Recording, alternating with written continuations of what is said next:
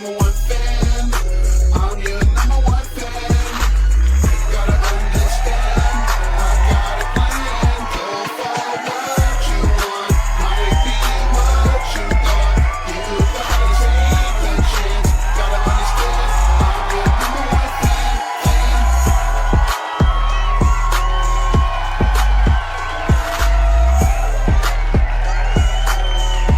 Number one fan.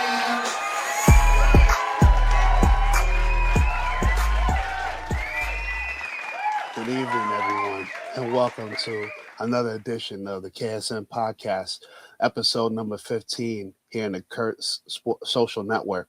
I'm your host, Kurt the Magnificent. Tonight we have a guest coming on. It's like family here. I've known this person for a very, very long time. My childhood, coming up, and even to adulthood, has been the person that has helped guide me, and also been one that I've seen and just wanted to just give her flowers. And she is involved in religion. She is also involved in singing, music. And she is a leader. She is someone that has some power in the words, if you ever heard her in the church. And I want to give a special show of a love shout out for family right here. All right. Let's give it up for Minister Sheba Hutchinson. Let's give a hand for her. Hello. How you doing? What's going I'm good. on? How are you today? I am doing okay. Thank you very much. I'm glad you're here. I'm glad, you took the time out to get on the podcast, and we can get the story. People can hear, about Sheba Hutchinson. Let's hear about the minister. Even before the minister, and let's go back to that. That beginning. Growing up. Harlem raised, Harlem, let's get that. Oh boy. Beginning. Yeah. Telling all the secrets. Yeah. Well, growing up, it's always been a little hard because I've always been different and trying to understand what it means to be different. At times, I didn't quite fit in, and I couldn't understand why. I didn't know if it was because I listened to my parents a lot, or I wasn't making the right kind of friends. But definitely it was a struggle because I wanted to do all the things that everybody else was doing. But there was always that tap on the shoulder that was like, shouldn't do that. And I couldn't understand why. There were times where I was just so upset because it was really hard being able to identify that I had a higher calling at a young age. And that calling happened about 12 or 13. Wow, that early. Yeah, early. And I did everything opposite not to listen. And it took for me to live life with some bumps and bruises. Yeah. A couple of heartbreaks. And it took for me to be in the hospital, actually. Usually a woman's hemoglobin healthy is over 13, and mine was a 3. And I had to get blood transfusions. I don't know if you remember that. You were young. I was in the hospital for a while. It was around Christmas, and I couldn't walk. I couldn't eat, and it wasn't until I was by myself in the room, and I promised that I would answer my call.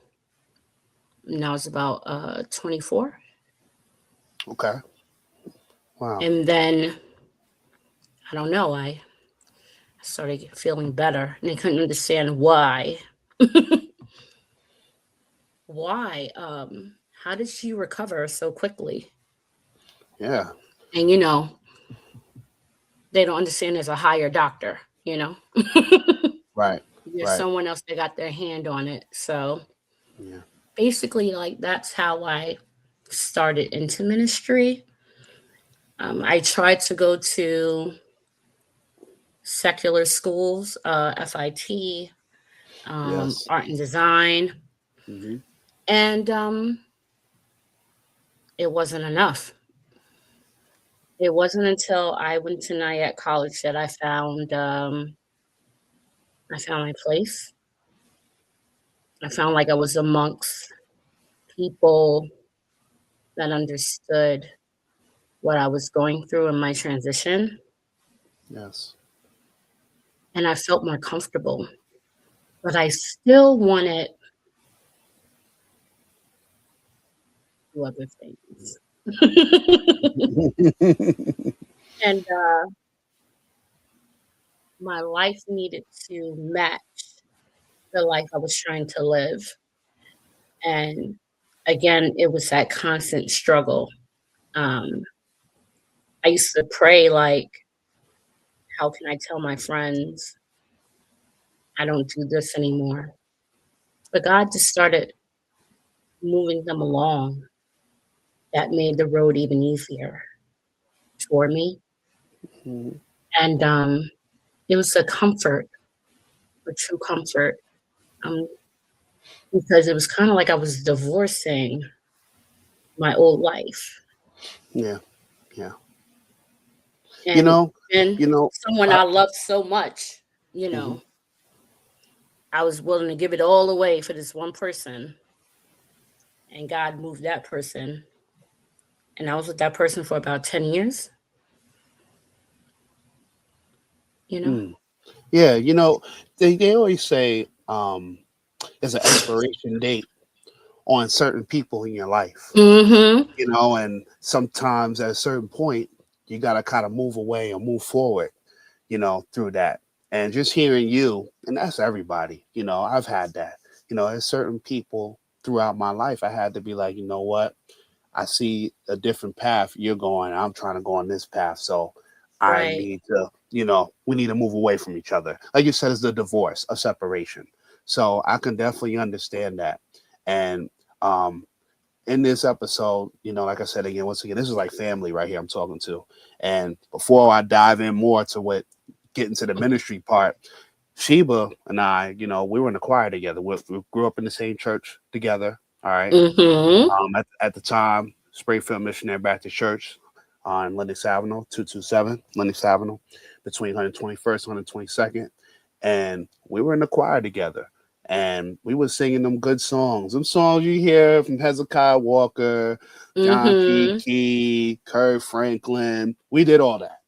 We did Right. all that. And so before the ministry part of Sheba, which was the calling, she was not only singing, not only the vocal leader, but one of the vocal leaders, I should say. But then she ended up becoming our director. Right. And bring about that a little bit.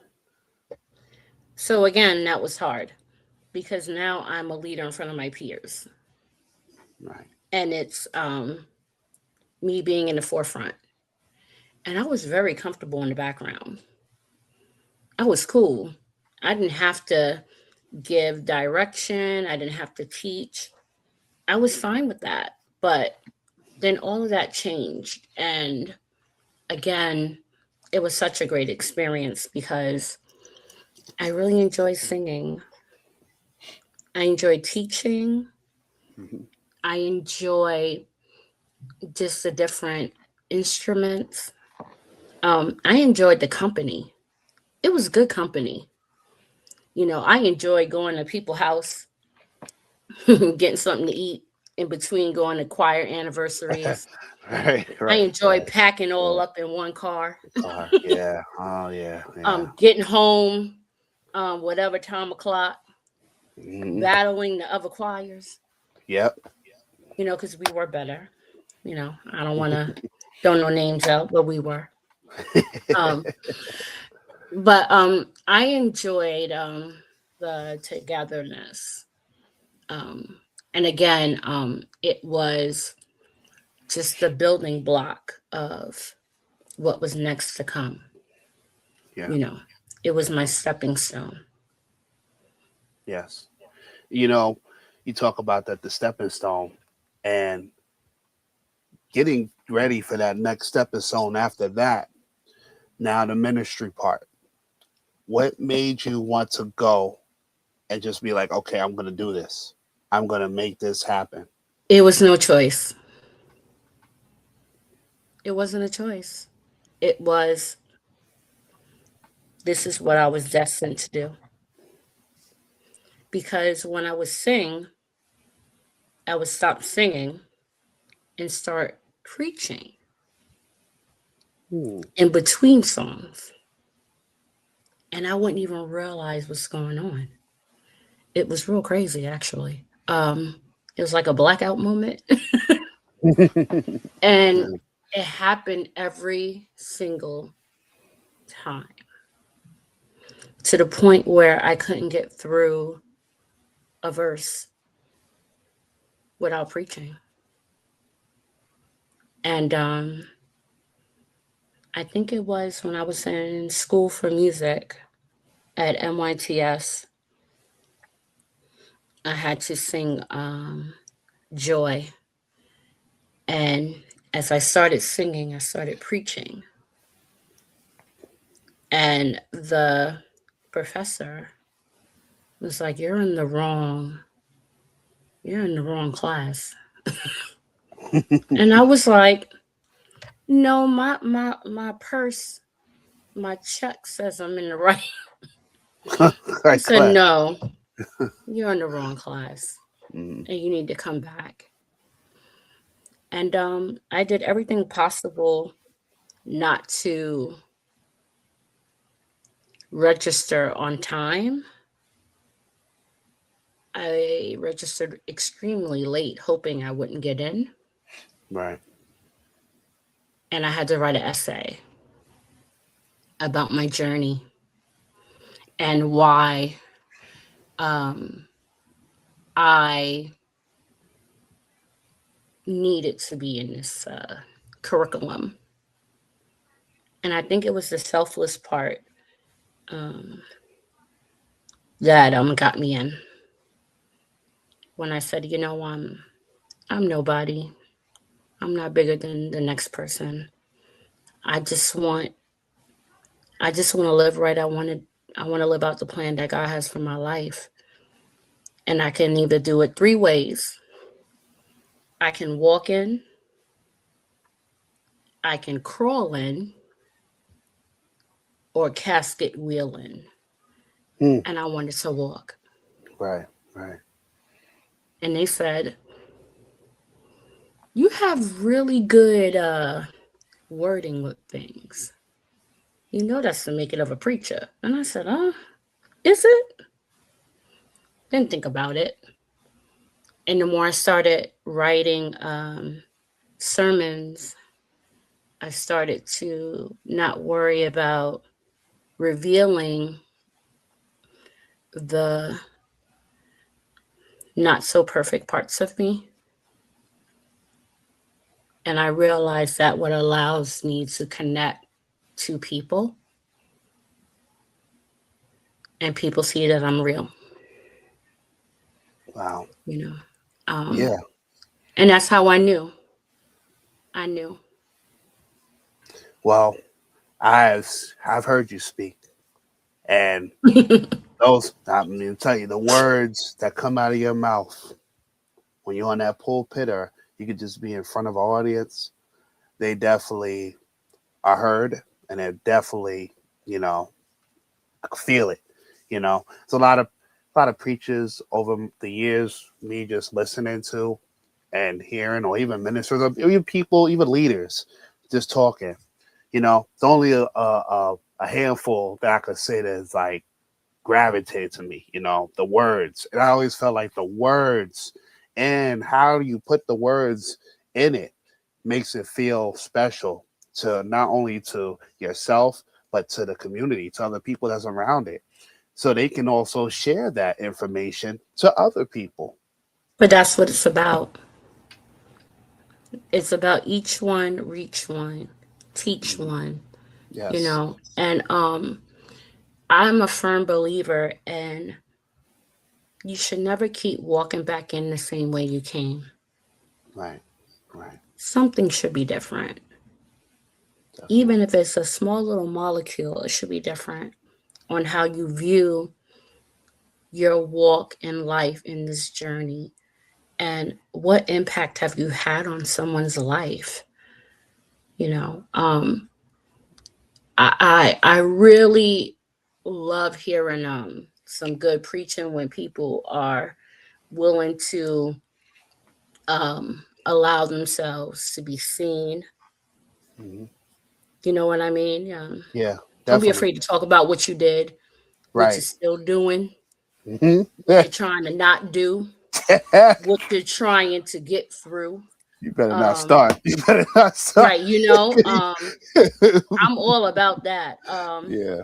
Yeah. I'm not about the facade of people and you trying to paint this perfect picture. We're imperfect people, Right. and Right. it is the work that we do in our daily lives, and not just what we do for ourselves, but what we do for others.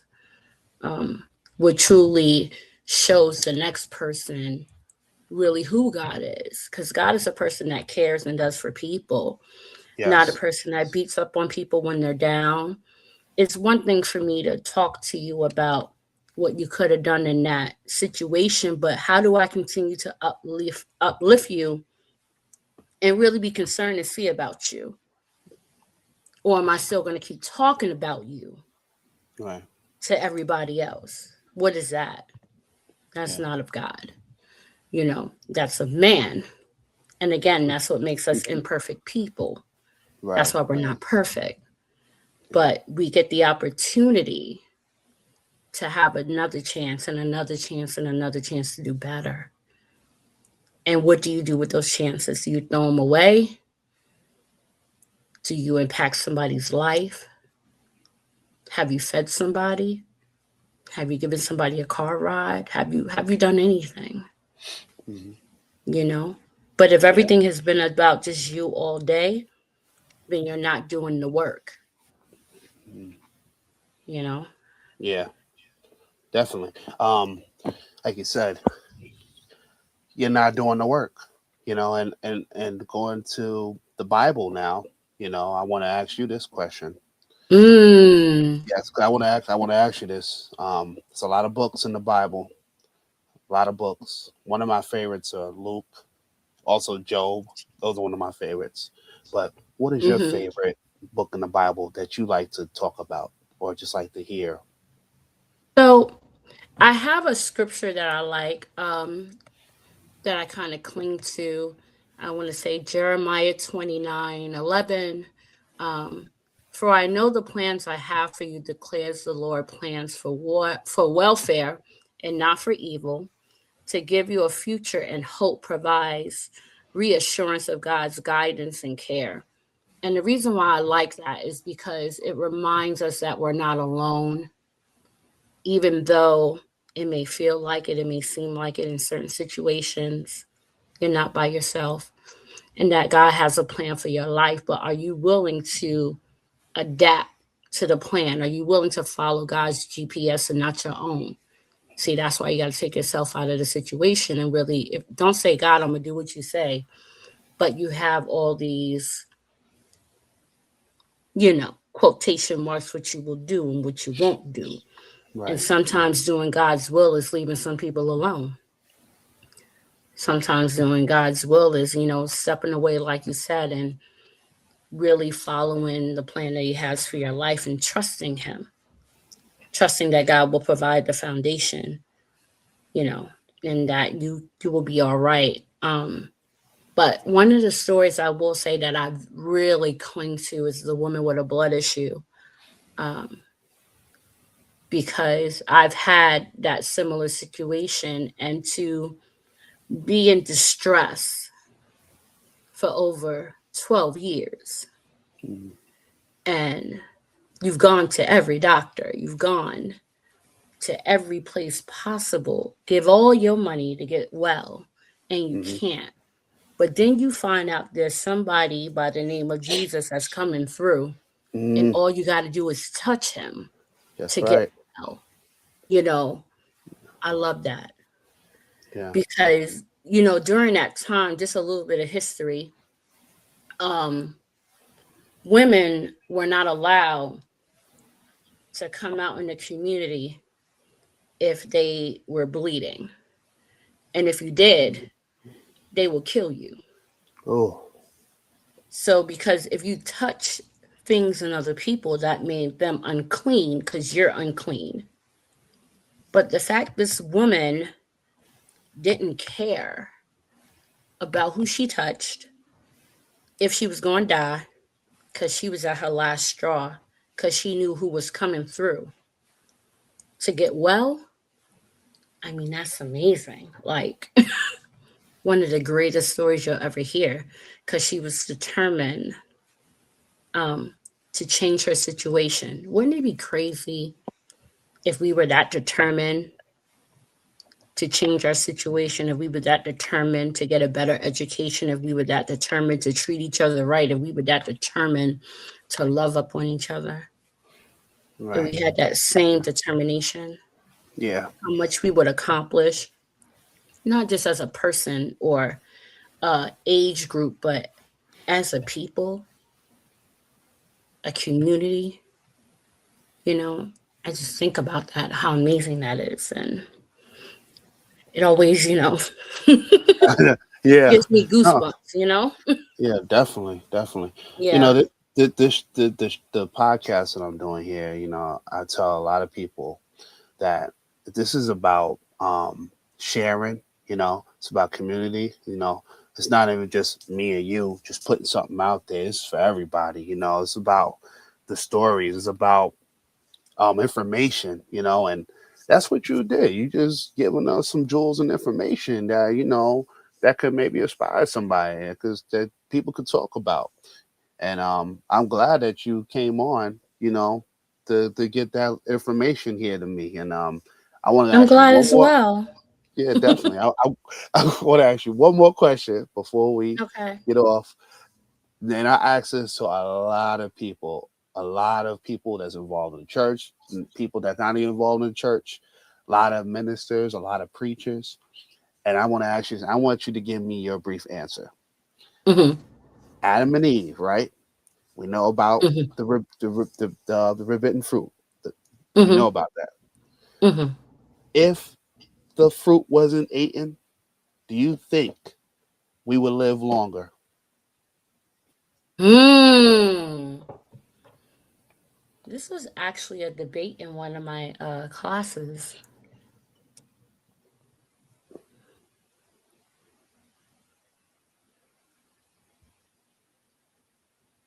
It's a possibility. Um,